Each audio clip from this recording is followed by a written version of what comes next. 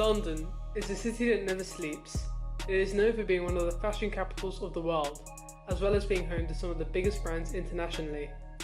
Join me as we take a look at the streetwear and hype culture that have developed in the hustling streets of London.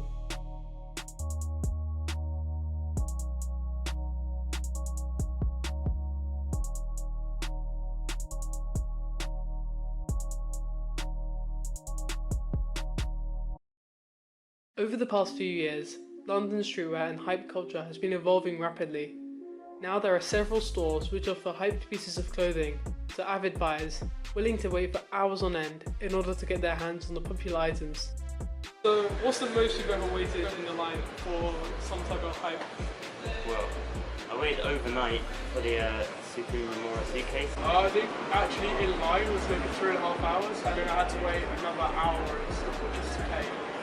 Hype culture has always been around, with people always becoming obsessed with finding the next big thing. But with the emergence of new clothing brands wherever you look, it has merged with streetwear, where it has especially grown popular in the capital of the UK. London is host to a vast number of international brands, from high fashion to everyday wear, from off the runway to pre-loved. Streetwear combines all of this together and appeals to many young people. What brand first comes to mind when you think of hype culture?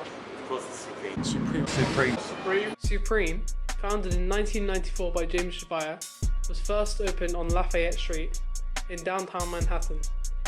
It was originally designed with skateboarders in mind, but now the audience is not necessarily limited to this demographic. The hype has grown due to many celebrities who are often seen sporting the brand, including A$AP Rocky, Travis Scott, Drake and Kanye West. In September 2011, the first European Supreme store opened in London on Peter Street, where almost every Thursday its fans are waiting patiently for the newest releases. Here, when they first started, Hugh used to be here, all the way around the back, and there would be playing the residents. The brand's business plan has been its main success, with high demand but low supply, and only selling clothes in limited releases. Supreme's like, you know, everyone's into Supreme nowadays.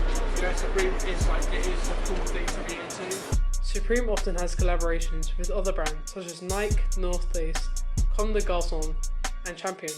The brand also has 10 other locations, 2 in New York, 1 in LA, 1 in Paris and 6 in Japan. But the hyped products can also be purchased online.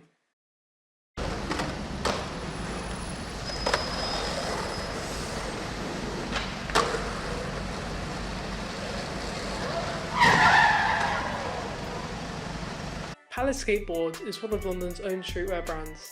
The Palace Wayward Boys Choir was the skate crew who started it off, with Left Hanju ultimately founding the brand. Graphic masterpieces regularly appear from the likes of Will Bankhead and Fergus Purcell. The hype has been created partially to celebrities such as Rihanna, Jay-Z, Jonah Hill and Justin Bieber, who are often seen wearing the brand. Palace are doing quite well with their collections and I've been quite into them. Palace rarely collaborates, but when they do it is always heavily anticipated. Brands include Adidas, Reebok, Oakley and Umbro. The brand's main flagship store is located on Brewer Street, but the items are also released online. Dover Street Market, Slam City Skates and a select few others also stock the brand.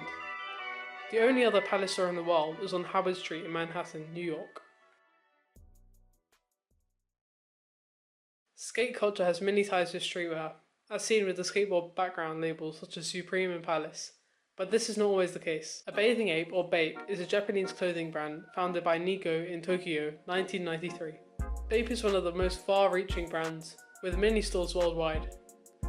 In London, the brand can be found inside the historic Selfridges department store, located on Europe's busiest shopping street, Oxford Street.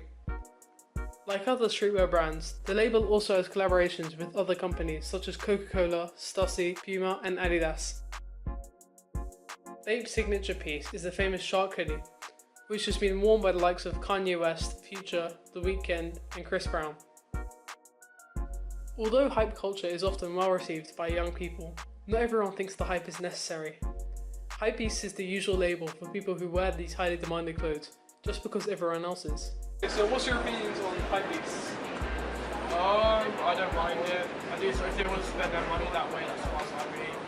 I think everyone that's into Supreme is a hypebeast, just not as much as someone like Ori Petri, you know, spends 50k or whatever a season.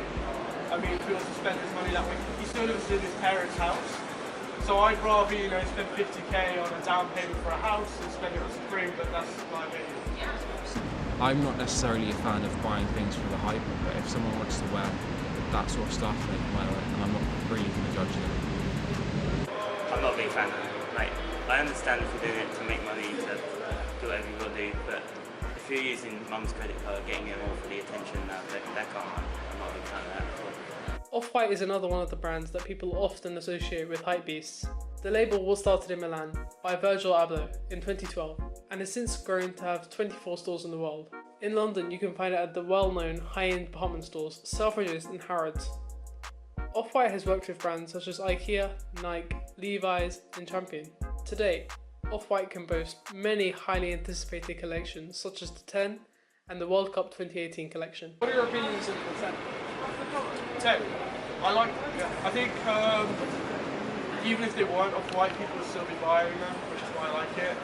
And you know, they're not ridiculously expensive, and they're kind of they're not like the new Prestos weren't really limited. Like if you wanted them, you could get them. So I think it's great, yeah. Patta opened its doors for the first time in 2004. Situated right in the city heart of Amsterdam, the store literally became the centre of attention by bringing new excitement to the Dutch streetwear scene. Patta only has one other store, located on Silver Place. Patta is arguably a less hype brand compared to others, but often collaborates with brands such as Nike, Puma, Converse, Reebok and more.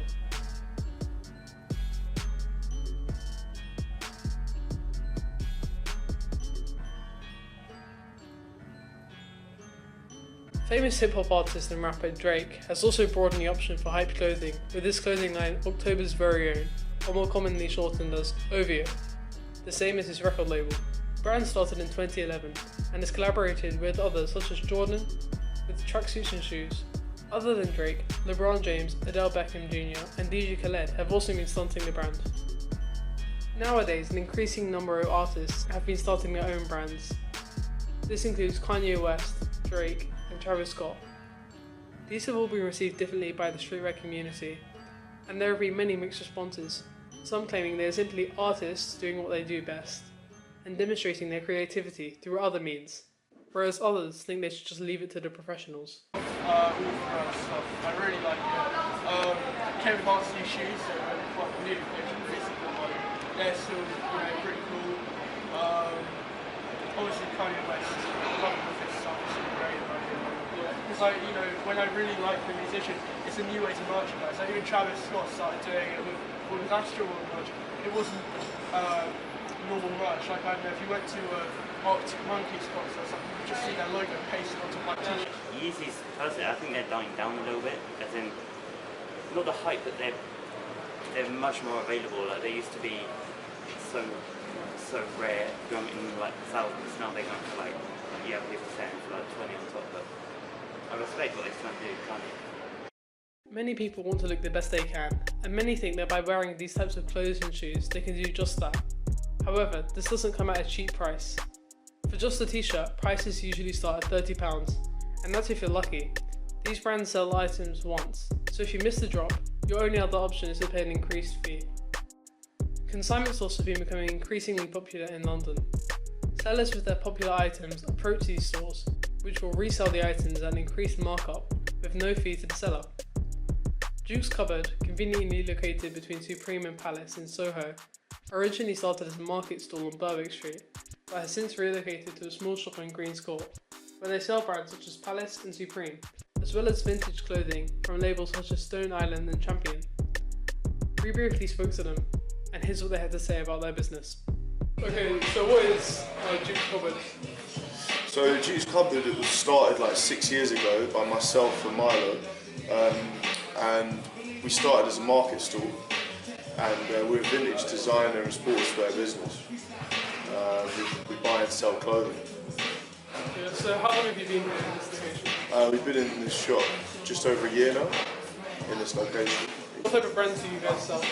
So we sell Stone Island, Moschino, Versace, Burberry, North Face, Ralph Lauren. and we do sell some Supreme and Palace also. And then for our last question, like, what's your favourite piece you've ever had in the store? Favourite piece, man? Probably like the classic North Face Nupsies that we always get in, the vintage ones from the 90s. That's like a personal favourite of mine, something that we regularly get in. There's some nice art tees as well, isn't there? Oh yeah, art tees. Yeah, well, also we sell like things that aren't big brands as well, like vintage Picasso t-shirts and Keith Haring t-shirts, like cool old like 80s kind of art culture tees, and just like generally some vintage tees, man. Like there's like an anti-drink driving vintage tee in there, which is no brand. It's just like quite a cool t-shirt in the 80s. some political t-shirts. Yeah, so we're not like specific to just brands, although we do sell a lot of, you know, Lacoste, Moschino, Supreme, a lot of classic brands. It's not all we do. Presented by on Percy Street is the perfect place for sneakerheads, but they also sell hype clothing. One interesting feature of the store is the market price screens, which show the prices of shoes and clothes, just like in the stock market. The shop is also linked to Crop Protect, so it is the perfect place to come and get your shoes cleaned. Intruders is one of the newest consignment stores and found on Diable Street. On the top floor, it has the most expensive clothing such as Bape and Off-White, but the basement holds the latest Supreme and Palace, as well as other brands. Media has also been engrossed with the rise of hype in streetwear culture. Many people are eager to show their latest fits on Instagram and how they style their outfits. Others have made YouTube channels to share their experiences at so-called drops, or what items they've just bought. Currently, a series becoming increasingly popular is the highly acclaimed PAQ. Because of the hype and limited supply of the items from the label, the traditional way of buying straight from the brand is now not the only way of getting your hands on these items. Resellers have been becoming more and more common. They charge a significant markup from the original prices after drop days, and sellers are eager to find buyers to make a profit. The buyers are often people who missed out on the drop or are trying to resell again for an even greater price. These deals happen either in person or online. Instagram, Depop and eBay are among the most popular ways to resell online, where PayPal provides a safe and secure transaction method. However, buying online can sometimes lead to scams and people losing out on a lot of money. London Hype, a small business who primarily use Depop to sell their goods, have gained a following of over 2.5 thousand. The two entrepreneurs use Instagram and Snapchat to further reach, and they have also experimented with market stores with a fairly successful day. We caught up with Kai, one of the founders of London Hype. So I'm here with Kai. Do you want to tell us a bit about yourself and who you are? So I'm Kai, I'm 15 and I'm one half of London Hype. Yeah. So what is London Hype? So London Hype's a London-based streetwear reselling brand or group, and it's myself and Hugh W, and we resell popular London streetwear brands such as Supreme, Palace, Off-White, etc. Yeah. How do you mainly sell your items? Like, what processes or apps do you use? It's mainly through an app called Depop, which is just a selling and buying app, much like eBay, mainly focused around clothes though, so it's a good medium to help us. But then we also meet up with people to sell on drop days near Supreme, Palace, near the actual shops. Yeah. How long has London Hype been around, and what started it initially? So I believe it's been around for nearly a year now, since October, November last year. And it kicked off when Virgil Abloh had the Nike X Off-White collab. And being into shoes myself, I saw the AJ ones and got them myself. And then I kind of realised, oh, actually, these are quite valuable. These could be worth a lot. And it kicked off. What are your opinions on resellers in general? Do you think it's healthy to have some competition, or do you think they're just overcrowding nowadays and bringing down the profit margins? Well, it's interesting with the resellers because the way I see it, what London Hype's done is it's the way of accessing to the market. We liked streetwear, but couldn't necessarily get it because it was too rare or too expensive. So by having this, it was an easy way into the market. But then I don't see the point in resellers who are in it just for money, just exploiting the market, raising prices ridiculously, or bringing down profit margins. So are you interested in reselling purely because of the profit margins there are on it, or do you have a more personal connection with the items you're selling? I guess, yeah, the profit margin is nice. It's nice to make money on it. But then having the personal connection is more for the culture. More, I want to have a good outfit. I like these brands, so I'd rather go for that. Yeah, okay. Thanks for speaking to us, Kai. In conclusion, the streetwear and high fashion movement has fused with hype culture to present us with an increasingly diverse fashion scene echoed all around the world. London's enthusiasts have adopted new looks inspired by the brands around them, whilst others have seen the opportunity to make money and make this type of fashion more accessible. The brands, shops and resellers mentioned are just a small selection of hundreds of others trying to appeal to the same audience. So what is next for London's hype and streetwear culture?